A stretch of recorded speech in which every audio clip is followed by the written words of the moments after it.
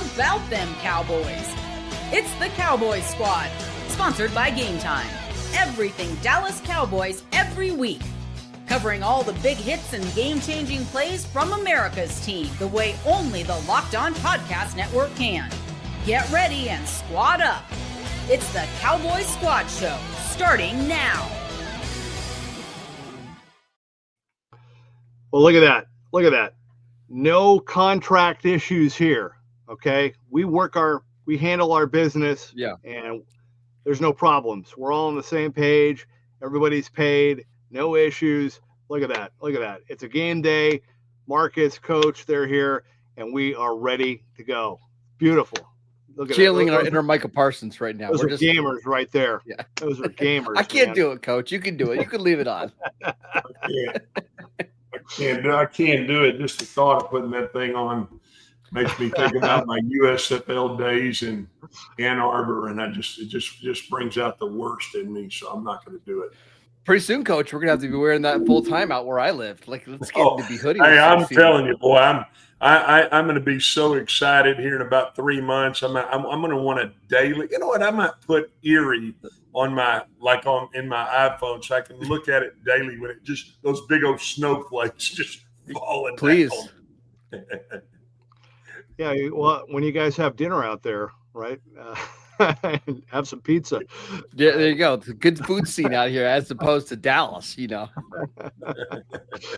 Well, the Cowboys play their final preseason game tonight, and they get to end the preseason on a positive note with a meaningless win. But nonetheless, we are here for you as we always are, and it is great to be back with you for final edition of the preseason Cowboys Squad Show. Cowboys over the Falcons tonight, and this episode is brought to you by Monarch Money. Take control of your finances with Monarch Money. Use code LOCKEDONNFL at monarchmoney.com for 50% off your first year. That is the co-host of the daily Locked On Cowboys podcast, Marcus Mosher, crushing it every day with Landon McCool. Landon will not be able to join us tonight, but he'll be back with us next week. And, of course, to the far right, the one and only former Cowboys coach, Glenn Stretch Smith. All right. Rather than two big takeaways from the game, how about two big takeaway questions from the game?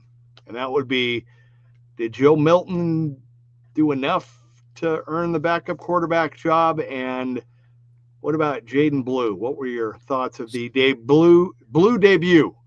I'll start with Milton, coach. And I would love your thoughts here, but I don't think that anything Milton could have done on Friday night, good or bad, was going to decide this backup quarterback job, because I just don't think you decide a backup quarterback job in the third game of the preseason. You decide it in all of these training camp practices that lead up to it, right? Like, this is just part of the evaluation. And I think if you felt good about Milton coming into this game, obviously you feel good about him. But if you had concerns, those same concerns showed up a little bit. So I think he played well, but I don't think this really changes much. I thought what you saw was they expanded the offensive call sheet, which meant you saw the flip play to get the ball outside. You saw him run what I would consider an Oscar route, which is outside receiver. He releases outside. The inside receiver runs a 10-yard out. He got rid of the football on time.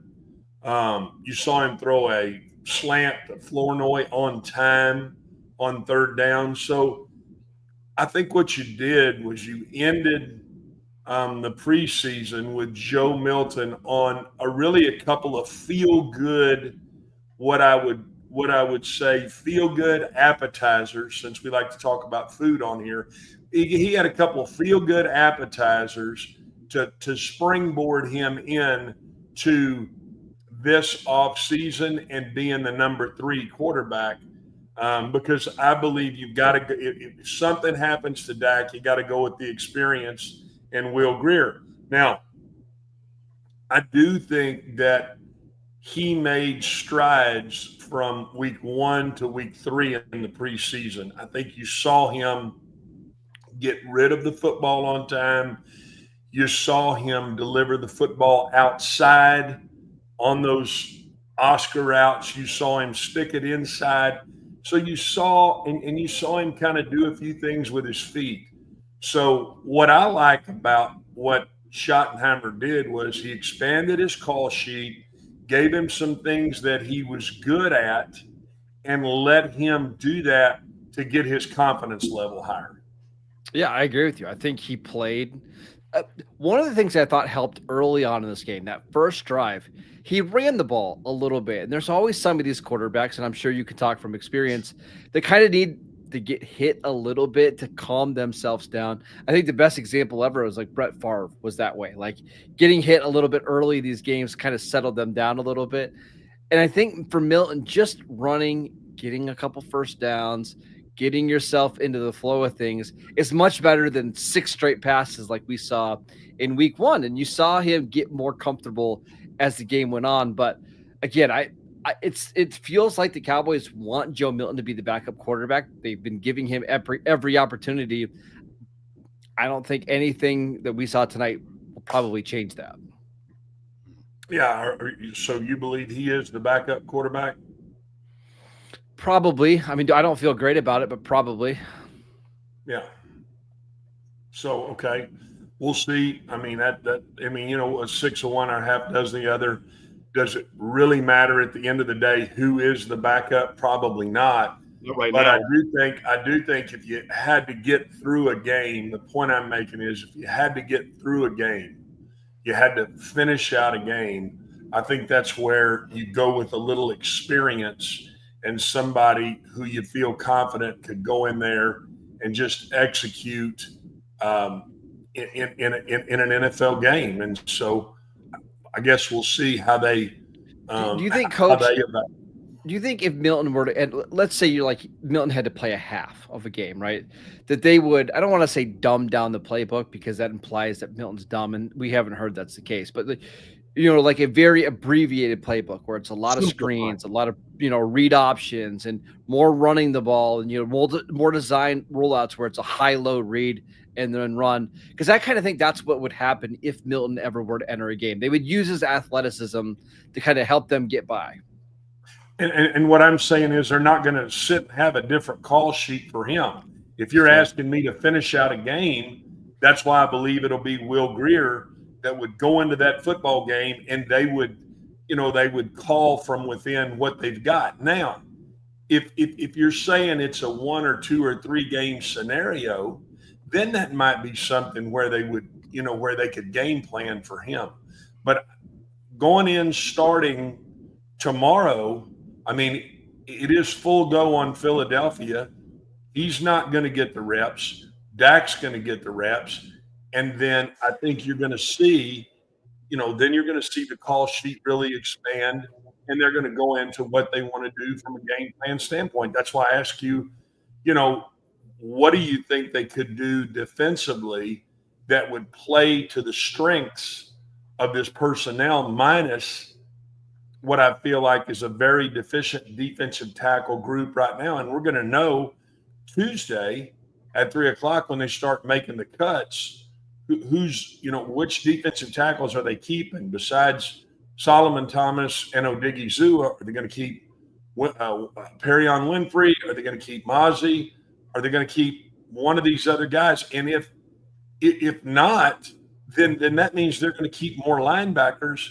And I believe that means you could see more of a zero nose where they're only playing 2 of those guys, one of those guys with one behind them, and then what it, in a sense, would be 2-5 techniques and play an odd 34 front until they can maybe see what else they can do. I haven't studied Eberflus that much. I mean, I don't think he's a big – he's a 4-3 guy. I don't think he's a big 34 guy, but he might have to expand his – I mean, again, I'm not trying to create, elephant poop out of rat turds here. I'm simply saying that depending on what your personnel looks like, you might have to change up your front a little bit. And then, are they or aren't they going to have Micah Parsons? I mean, is he going to Is he going to come in and practice? I mean, everything the head coach said was he felt like he would be there. Everybody talks about, well, he's not going to give up the $1.3 million or whatever that is a game to equal his salary. So I think there's a lot of things to dive into and to talk about, because I think there are a lot of different scenarios that the Cowboys could go defensively. I know we started talking about the backup quarterback, but I think there's some real – there are going to be some real tough personnel discussions. And then is the phone going to ring for some possibly last-minute trades, because we know that they're deep in the offensive line, and there are multiple guys on this offensive line who I think could go and play somewhere else. Elephant poop into rat turds. I'm gonna have to use that one on my wife when she's turning something into a big deal. That's why I like talking to Coach. He gives me new phrases I can use around the house. Yeah, that's wonderful. New fodder for your wife. I can see this going straight. I can see you going straight to the counselor with all this. Congratulations. I'll call you if she gets mad at me. Yeah. Well, you do that. I'm gonna change my phone number. Let me ask you this one more Milton question, and then we'll move on. Is it possible, or could there be a scenario where, like you said, Coach, that obviously they're going to focus on Dak? Could they just kind of ignore that whole situation and just have Milton and Greer both practice and work with them on the side and hope Dak stays healthy? And then if something happens to Dak down the road, hopefully that won't, they'll deal with it then. But in the meantime, they'll just leave Milton. I guess, we'll find out on game night, but could they just kind of ignore it and just hope that Milton can improve week by week in practice, while hopefully Dak stays healthy? Yeah, I think that's the plan, right? I think they're hoping that the longer that Milton's in this system and the more reps he gets, the better he'll be. But it's awfully hard to get better without seeing those live reps when the bullets are flying, right? And unfortunately, you don't really ever want to have Joe Milton play in the regular season. But yeah, I think that's going to be the case. I think they're hoping that as the season progresses, Joe Milton will get better and better, and they'll feel better about that backup quarterback spot. Yeah, this is again, what you saw tonight was hopefully the last time they're going to have to see Joe Milton in a game until next preseason. And that's just a fact. And they've got to turn the page here. And when you don't have a quarterback that's played in the preseason, when you don't have your starters who have played, that's who's going to get the lion's share of the reps. And I'm talking about lion's share as in all the reps. And so I again, how do you cut this? 6 1 a half does the other. I just think let's see what they do. Let's see how they come out with a depth chart. Let's see what they do from a personnel standpoint, and then let's see maybe who even gets cut loose. I don't know I don't study it that much outside of the Cowboys. I don't know what is out there that might come available, and might there be someone else that is a true veteran that you swap out Will Greer for another veteran. I don't know. I would think that's probably not a very good chance of happening, because he's been in this system. Will Greer's been in this system, and because you have a first-year head coach that's somewhat comfortable with that. Yeah, that's a great point. And I think there will be some quarterbacks available. Now, are they going to be all that exciting of options? No, but could someone like Kenny Pickett be available? Carson Wentz is available. Maybe Jameis Winston gets cut. Maybe it's Tommy DeVito. I don't know. There will be options, but are they better than Will Greer? We'll find that out this week. All right. When we come back, I want to get your thoughts on Jaden Blue, and I'm hoping that his ankle was just a little sore, that it wasn't like a full-blown. I got an update for us when we get back from the break. Nice tease. See, look at that, Marcus. I love it, man. It's awesome. Keep it coming. All right, we'll do that when we come back. Cowboys win tonight over the Falcons. I didn't mention the score. 31-13, for those of you that care. 31-13. This is the Cowboys Squad Show. All right. Well, I want to tell you what's going on with BetterHelp. This episode is brought to you by BetterHelp. And these days, it feels like there's advice for everything: cold plunges, gratitude journals, screen detoxes. But how do you know what actually works for you? With so much information online about mental health and wellness, it can be overwhelming to figure out what's true and what will actually help. That's where talking to a licensed therapist through BetterHelp can make all the difference. You get real, personalized guidance instead of just guessing based on something you saw on social media.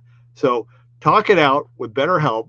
Our listeners get 10% off their first month at betterhelp.com/lockedon. That's BetterHelp, HELP.com/lockedon. It's easy to fit into your schedule. You just click to connect, and you can even switch therapists anytime if you need to.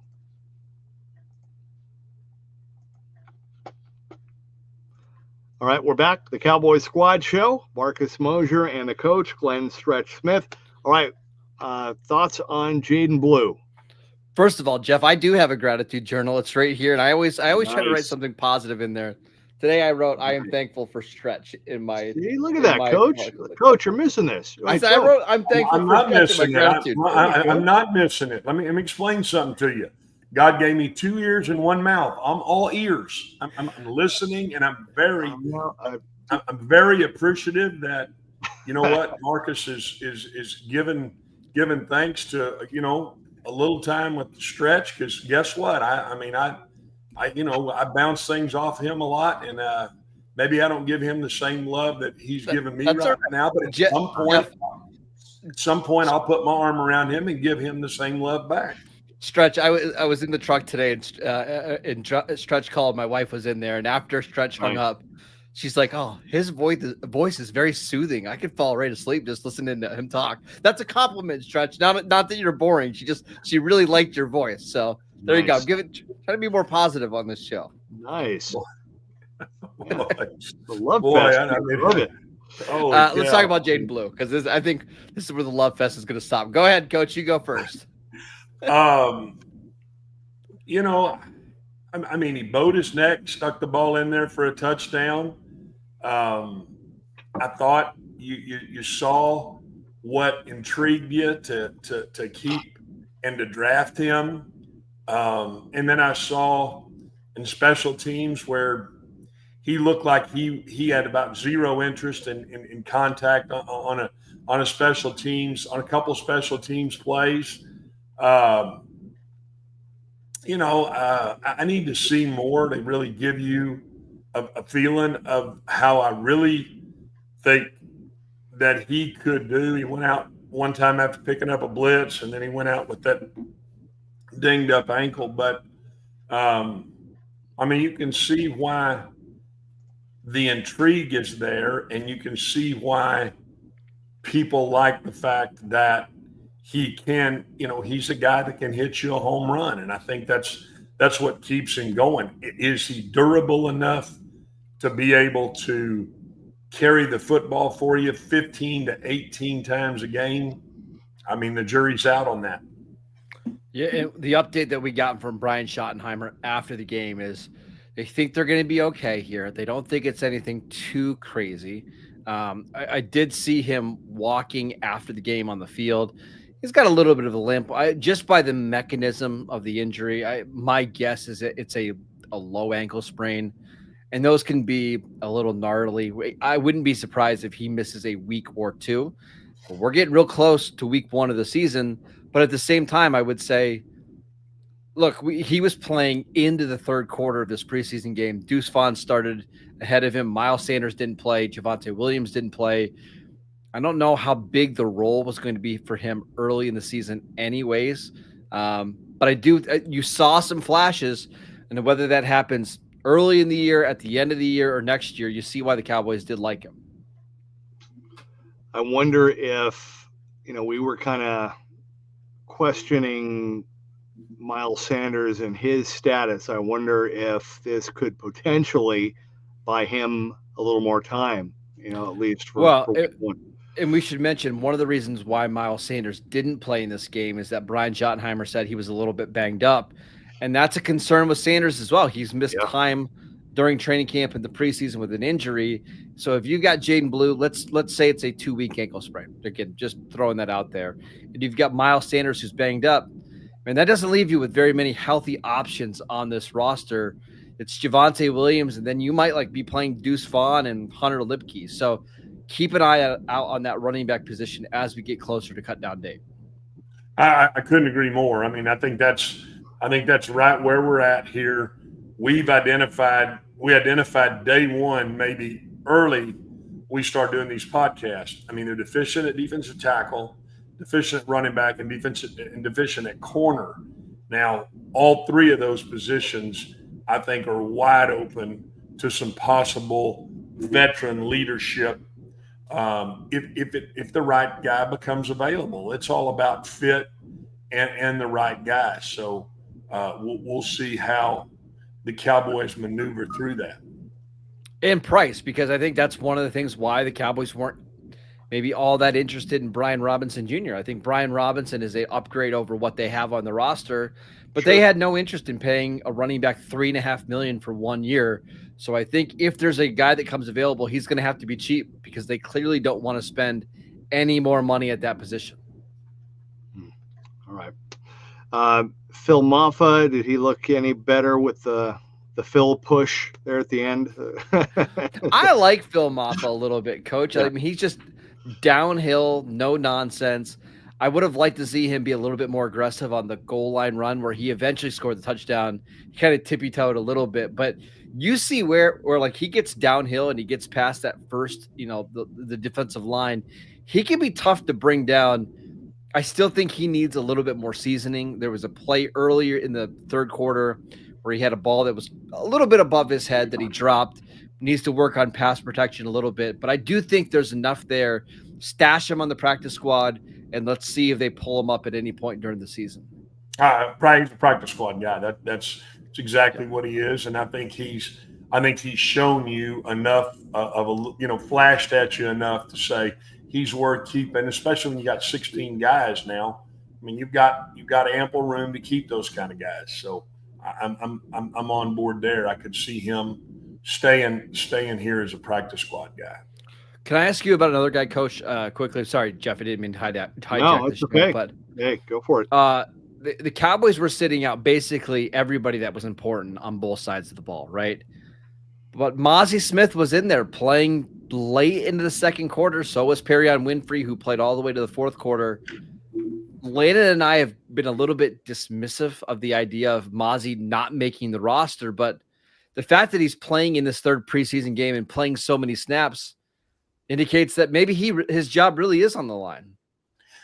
I mean, I think they're trying to get him as much as they can. I mean, they're trying to get him in there as much as they can because I honestly don't think that they know how good they feel one way or the other about Mozzie. I mean, there's times when Mozzie does okay, and then there's times where he just gets rolled off of the football. And to me, that's a big time concern when you in the third preseason game and I get it, you're playing a double team and that's tough work in there. But when you get rolled off the ball 6 yards, that's not good. And so I think that they're trying to get him maybe where they can show that he's got a little confidence, or maybe they can show something one place or another, or maybe somebody gives them a call and says, you know what? We think this guy needs a change of atmosphere, and we'll offer you whatever for your former first-round pick. Now, will the Cowboys be willing to do that and say, hey, boy, we made a heck of a mistake here? You'd have to ask Will McClay and the guys that. I don't want to read into body language too much, but just watching Mozzie Smith out there, he looked like he didn't want to be out there. He looked like he was not having any fun at all. He looked tired. It feels like a guy that's just lost all of his confidence in himself. This was a guy that was number one on Bruce Feldman's freak list not that long ago. Big time recruit at Michigan, first round pick. And you just don't see a guy out there playing with any kind of joy right now at all. He doesn't. I mean, he looks like you're exactly right. I mean, his Shiva gauge is not very good right now. And so is that because he doesn't have confidence? Is it because he's playing for the third defensive coordinator in 3 years?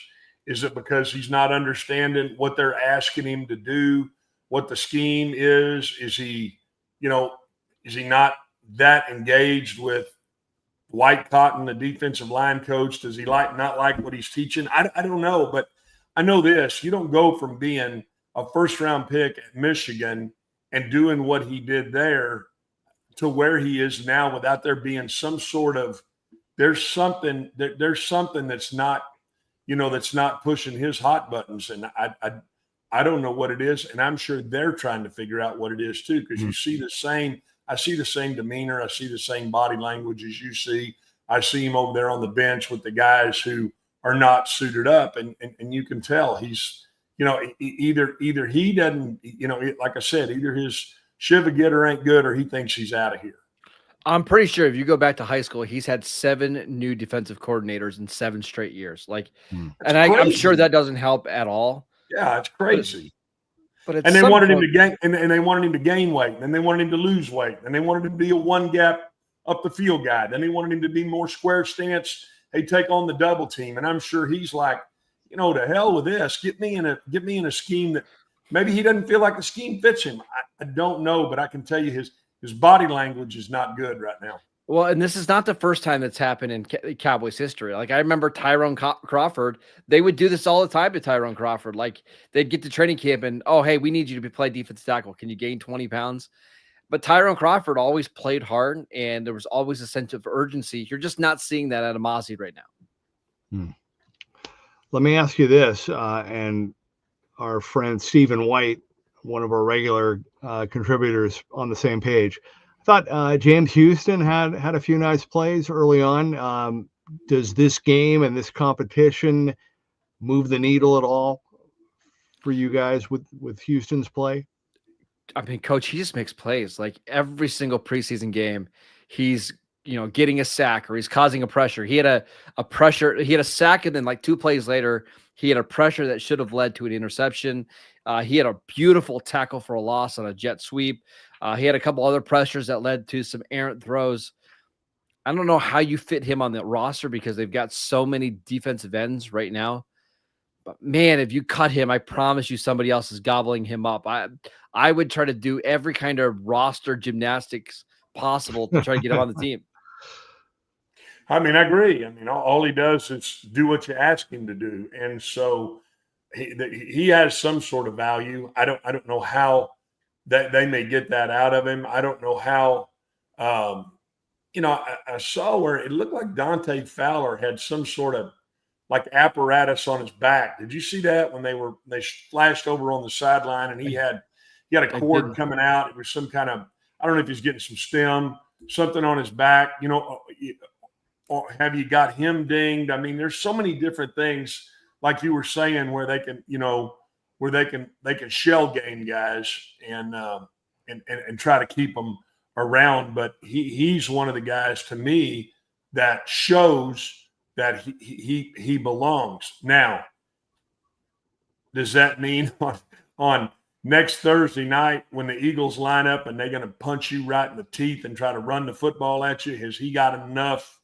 to play that run? I don't know, but he's definitely a guy that keeps getting up the field and keeps getting himself in position to make plays. All right. Yeah, I think he makes it, and I think they maybe try to do some weird stuff to make sure that he's on the roster, but I just think he's performed too well. And I think it just sets a bad tone to your team of like, this guy comes out, he performs well in training camp, he performs awesome in the preseason, and you don't keep him. I think he'll be around.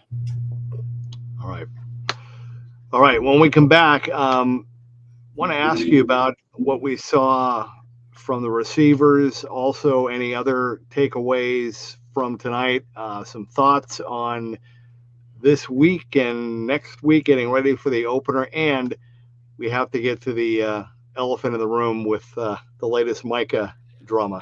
I also right? I got a game I want to play with Coach when we get back. We can do that after the break. Nice. See, it's just getting better. I love it. We'll do that when we return. Great to be with you on this Friday night. Cowboys win their preseason finale. They beat the Falcons 31-13. This is, hold on, I'm trying to find hang with me here. Where did that go? I'm literally missing did I delete something? All right, well, we'll do that. This is the Cowboys Squad Show.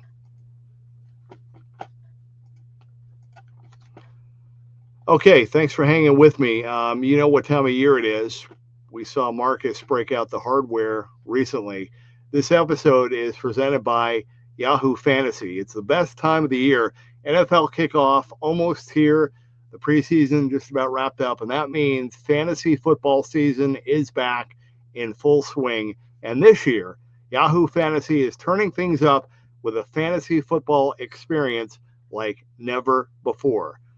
So, to celebrate 28 years of fantasy football greatness, Yahoo Fantasy is dropping 28 big new features over 28 days throughout August. To kick it off, they just dropped Yahoo Fantasy Guillotine Leagues, a killer new way to play fantasy football on Yahoo, where the lowest scoring team gets eliminated each week until there's one team left standing. With the season around the corner, now is the time to get your league together and give this new mode a try. If you're more into the classics, you can still play head-to-head private leagues or join a public league. Stay tuned for more killer announcements and start playing Yahoo Fantasy Football now at yahoofantasy.com/LockedOnNFL.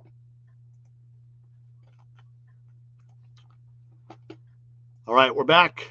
Marcus Mosher, the coach, Glenn Stretch Smith, the Cowboys Squad Show. Cowboys wrap up the preseason.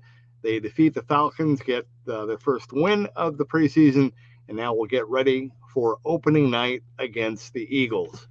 Guys, real quick, talking about the receiving core, again, like you said, Marcus, nobody really of note on either side of the ball played, but I thought Jalen Brooks looked pretty good. I thought his catch was good. Flournoy, again, just seems to find a way to, not spectacular, but just finds a way to make plays. What do you think of the group, and where are we at? Wait, Jeff, here's what I want to do. I'm sorry, we're muted. I've got 8 players, 2 receivers that I want to ask Coach about, who I think are on the roster bubble. And Coach, I want you to tell me if you think they ultimately make the roster or not. And we'll go through it. It starts with Jalen Brooks, because he's one of the guys I've kind of thought was right on the bubble. He plays special teams. He makes tough catches. Do you think he makes it? I do, because of what he does on special teams. I think he can help you as a gunner. I think there's multiple things he can do from a special team standpoint. I think he makes the team. I tend to agree with you. I think also Dak likes him a little bit because he'll go across the middle. He does have some long speed, so I agree with you. Ryan Flournoy, who was blocking his tail off tonight. I mean, that guy was playing hard. Does he make it? I think it's close with him. If he doesn't make it, I think they try to bring him back on the practice squad. I think here's the problem. If you try to move him to the practice squad, do you get another team that comes in because of the salary and because of the upside of what he could do? Do you get another team try to make a play at him? I'm 50-50 on Flournoy, but if I had to say right now, not knowing what they're looking at and from a secondary standpoint and from a number standpoint in the secondary, I think he can contribute enough on special teams to make it as well. Okay. Next one, Princeton Fant. He had a couple really nice blocks, including kind of a pull-out block to spring Milton on a 4th down run. They've got some injuries at tight end. Do you think he makes it? I think, can he contribute on special teams? I saw what they did today when they run that power and then they run the single side when he comes back. We used to call it crunch, where he just comes back and pulls back across the formation. He's shown you enough enough power and enough ability to get a hat on a hat. He looks physical to me, albeit against the guys that he's played against, which he has no control over that. I guess my question would be, is John Stevens healthy, or has he got problems again? And if he's got problems again, then I think you've got to keep that tight end. I think he's a practice squad guy that gets pulled up like during the season. Like early on, you've got Luke Schoonmaker with a concussion, Brevin Spanford with a high ankle injury. That's my guess here. I'm not disagreeing with you, and I don't know where they are on John Stevens, and I don't know where. I know there's, they think there's a lot of upside to John Stevens, and I do too. But for whatever reason, he can't keep himself on the field, and no, that's to me, when that keeps happening, like at some point, you've either got to start pouring a half a bottle of Tabasco on everything you eat so you can stay out there, or they may move on from you. All right, let's go through a couple more. Awesome Richards played guard today, a little bit of tackle.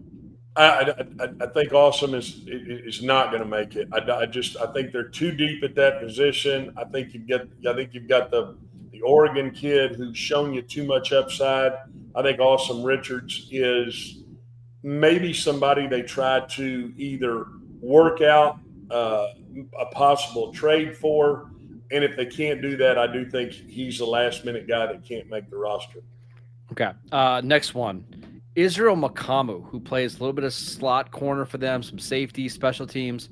Numbers are already tight in that secondary. Do you think he makes it?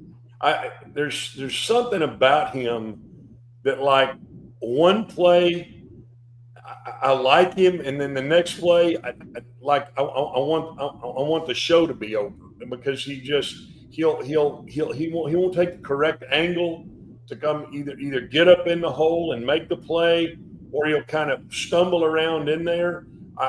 He's got the look, and I see where people can get enamored because he is so long and all that, but I don't know that. I just don't get a feel for him, and ultimately they've got to have a guy that can cover. And I'm not sure he's that guy. I mean, they're playing him at safety, and I just don't see him back there, because I don't think he's a physical enough guy to come run the alley and play the run. He's really tough. I like Makamu. I like what he can do, play multiple positions. But if you're going to keep like Zion Childress or Keemon Hall, I have a hard time seeing Makamu make it. Last one I got for you, Perion Winfrey. You think he makes it? You know what? He has shown me enough coming out of the UFL. He showed it again here. He has shown me enough to at least consider keeping him on the practice squad. And I say that because he is so big and physical, and what he does is get in there and fight guys. I mean, I think short yardage, goal line, you got to have guys like that. So, if he's not on the roster, I for sure he's a practice squad guy. I wouldn't be surprised if he gets poached by somebody. He's looked good enough in the preseason that I think he deserves to be on somebody's roster. And with the Cowboys not having any defensive tackle depth, I bet he makes it. I'm right there with you. How did I do in the game? We got him. The only one we disagreed with was Israel Makamu. I think he makes it. You said no. We'll see, but we're on the same page here. Okay, you win $25. All right. No, I was hoping you said I did all right, because I was going to head up here and get me one of those $20 scratch and sniff tickets. No, I was going to buy you some pizza when you come up. Oh boy, that's what I'm talking about. To get some real pizza for you there. Yeah, right off the water, the nice fresh water up here. All right. So, did this game tonight tell you anything else that other than we've talked about? Any other takeaways? The Cowboys hate preseason. That's about it. Yeah. Like, they absolutely hate preseason. They're not going to ever play anybody that matters in these preseason games. I was watching the Chiefs, and Patrick Mahomes was playing like a third drive with Rashee Rice and Xavier Worthy and Travis Kelce. This is just an organization that does not care about the preseason, and we can debate whether that's right or wrong, but it feels like under Brian Schottenheimer And with Jerry and Stephen Jones running the team, we should come to expect this over the next couple of years. I don't think they're going to change how they view the preseason at all.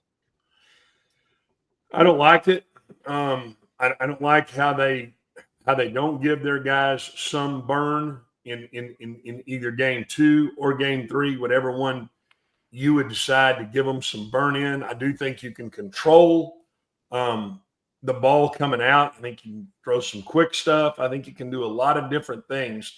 But the fact that you didn't give your ones any burn, it bothers me. I don't like it. I could see a first half in Philadelphia that's going to feel sloppy. I mean, it's like I feel like I can already see that, and I don't like being that kind of guy. I really don't. I'm not a glass half empty guy. I mean, I try to look at things from a very positive standpoint. But when you haven't been out there and been with your guys, and you haven't had a little bit of that burn or a little bit of that, like you were talking about earlier. I mean, some guys want to get that first pop in. When you haven't just at least had, 10, 12, 15 snaps, I mean, I just don't like the mentality. So maybe we're wrong, and maybe we'll see them come out like a rolling ball of butcher knives in Thursday night week. But I don't see that.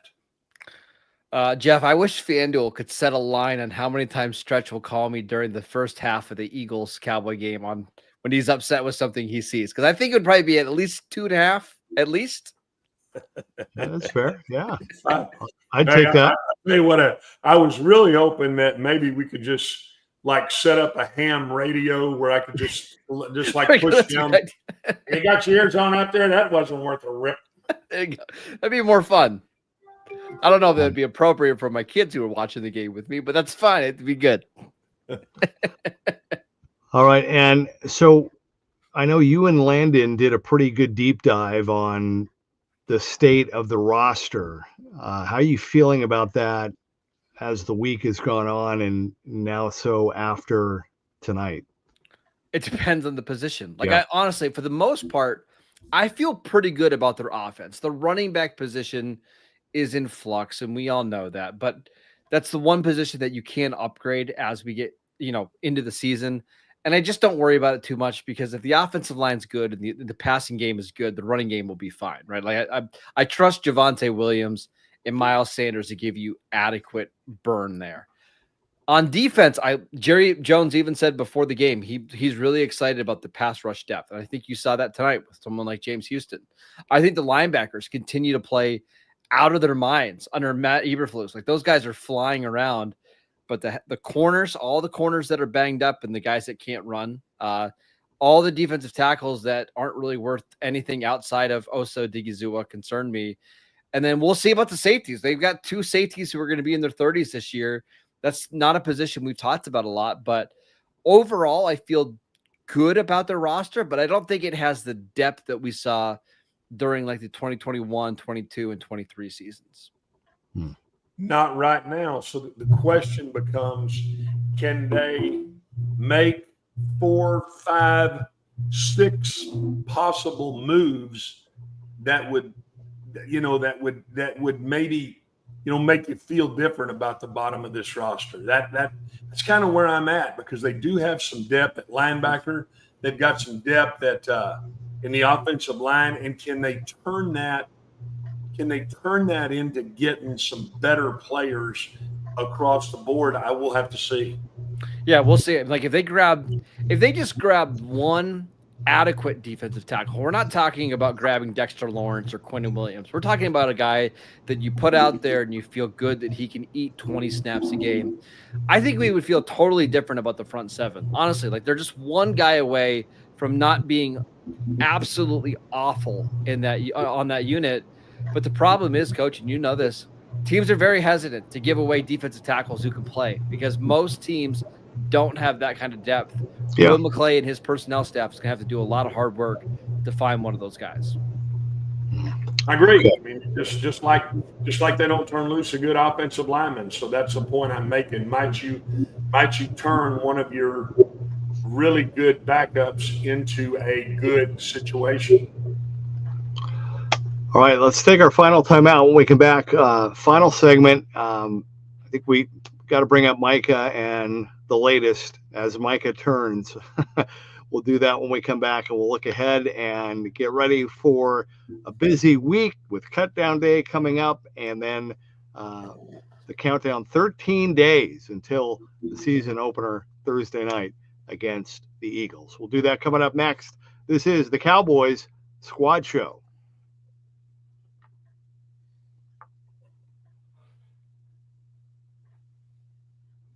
The fastest break in the business. I love it. Welcome back. Cowboys Squad Show. Marcus Mosher and the coach, Glenn Stretch Smith. Cowboys win their preseason opener tonight over the Falcons, 31-13. Micah Parsons was at the game. Somebody tweeted that he was eating nachos as he walked. I saw those nachos look pretty good, but I was also very hungry. So okay. So what's going on here, guys? I mean, there's the Jerry Jones comments and Micah taking Cowboys references off of social media. Jerry saying that they had a handshake deal and Micah's agent told them to stick it. What's really going on here?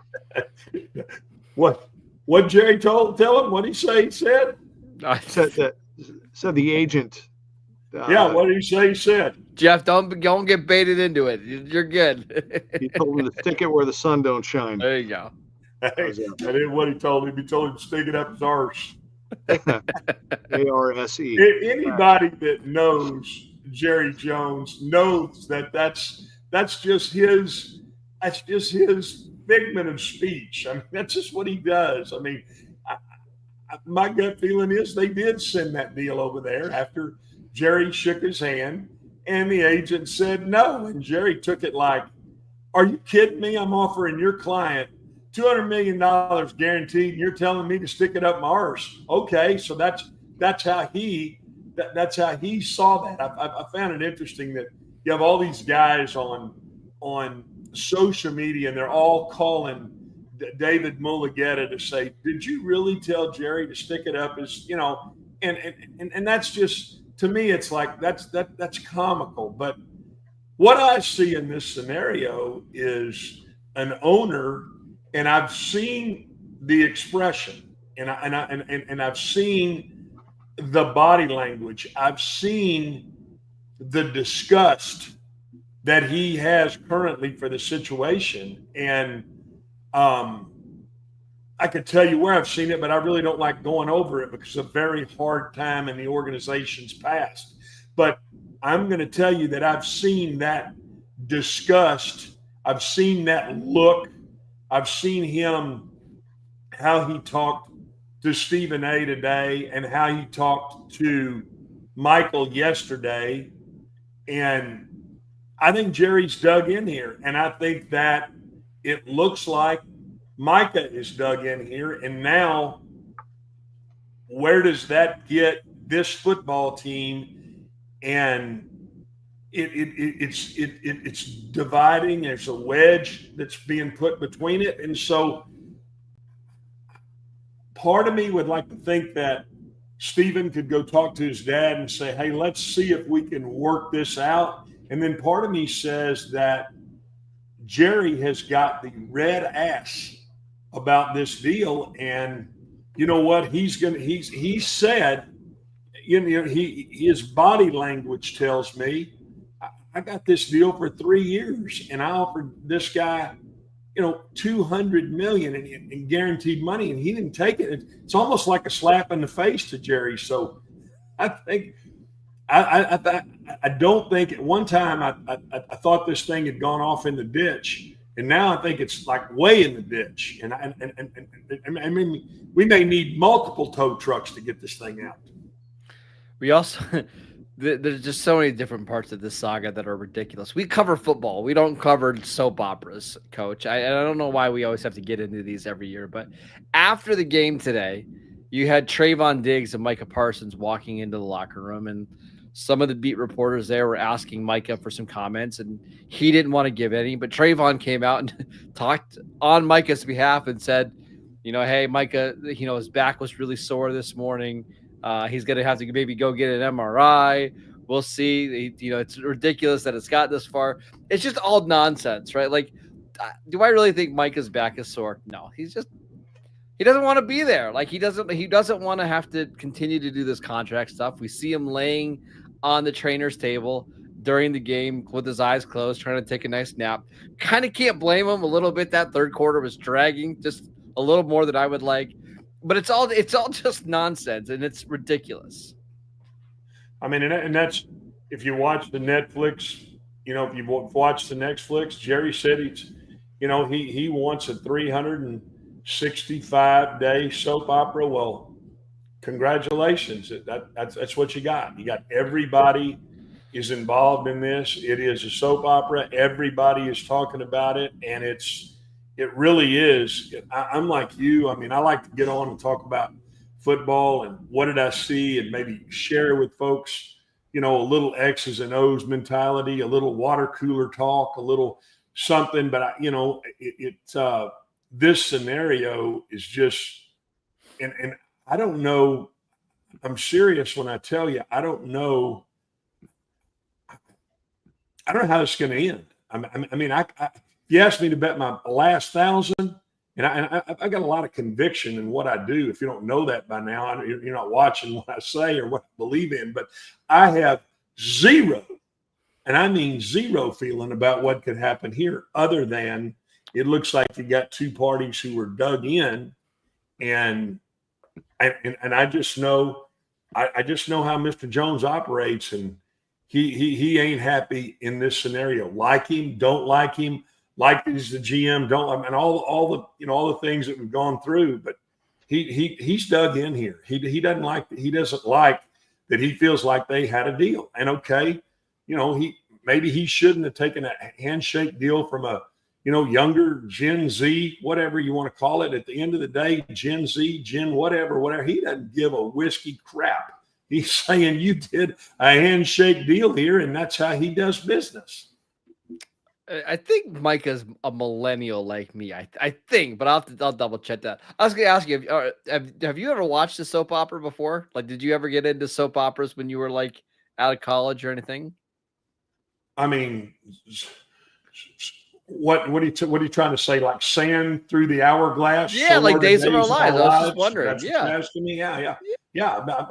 I used to watch it. I mean, personally, I didn't schedule my classes around it. I scheduled a couple of classes around the Gong Show. I like watching the Gong Show. There you go. I was just curious. You learn something every day. Coach likes his stories. I would have bet no to that answer. I know. I'm shocked. It's just me. One of the biggest revelations I've ever heard. Yeah. What? But that I could recite to you one of the lead-in lines. No, I didn't know that you were like that, Coach. It's all right. Again, it's the second time in this show. Did I win something? I mean, we played the game earlier. A golf trip with me out here in Erie, Pennsylvania. Right. Hell, did I win something? Yeah, a free golf trip. You come out to Erie, I'll take you golfing. In January.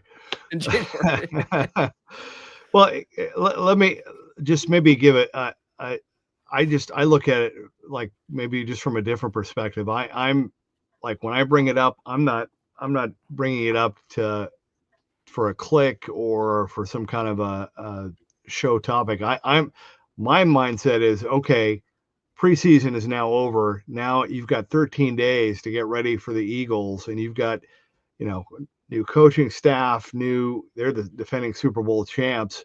It's go time. Like, okay, done this, we've done that, we've had fun, we've, trade requests, blah, okay. Are you in or are you out? What's going on here? I mean, the goal is the Super Bowl. That's what I'm in it for. That's what I'm thinking about. So, and Jeff, honestly, I think once we get to like Wednesday, right? We have cut downs on Tuesday. Wednesday, they're going to start getting ready for this week 1 game against Philadelphia. If he's not out there practicing in pads, I think we have to start thinking that maybe he isn't going to be ready for week 1, even if they believe, Brian Schottenheimer keeps telling us that, hey, we expect him to play in week 1. If we don't see him in pads practicing on the field this week, that could be our sign. Yeah. Here's your sign.